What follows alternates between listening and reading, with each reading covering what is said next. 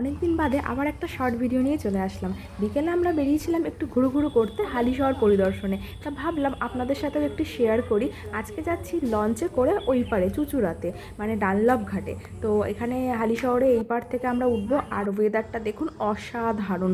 এখন মোটামুটি 5টা 5:30 মতো বাজে। এখান থেকে লঞ্চ ছাড়ে আধা ঘন্টা বাদে তাও আমি চেষ্টা করব আপনাদের একটা টাইম টেবিল দিয়ে দেওয়ার, যাতে আপনাদের সুবিধা হয়।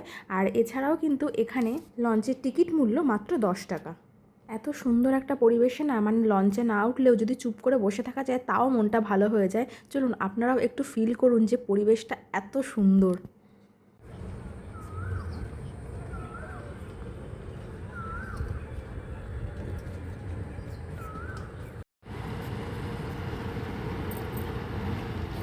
ফাইনালি চলে আসলো আমাদের লঞ্চ। আর দেখুন খুব একটা বেশি যে ভিড় হয় তা কিন্তু না, সেরকম একটা ভিড় হয় না।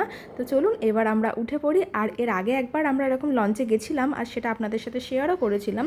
কিন্তু তখন গিয়ে আমরা সেই লঞ্চটাতেই ব্যাক করে যাই, মানে নেক্সট লঞ্চের জন্য ওয়েট করি না। এইবার আমরা গিয়ে কিন্তু বেরোবো, অর্থাৎ মানে ওই ডানলপ ঘাটের বাইরে যাব। পাশে একটা সুন্দর মন্দির আছে, সেই মন্দিরটা ঘুরবো। তারপরে পরের যে লঞ্চটা সেটাতে আমরা ব্যাক করব।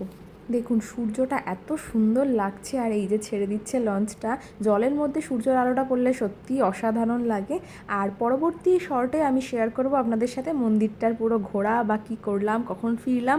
সম্পূর্ণ ভিডিওটা দেখতে গেলে আমার চ্যানেলটিকে অবশ্যই সাবস্ক্রাইব করতে হবে, আর ভিডিওটি ভালো লাগলে একটা লাইক করে দেবেন। থ্যাংক ইউ, দেখা হচ্ছে নেক্সট শর্টে।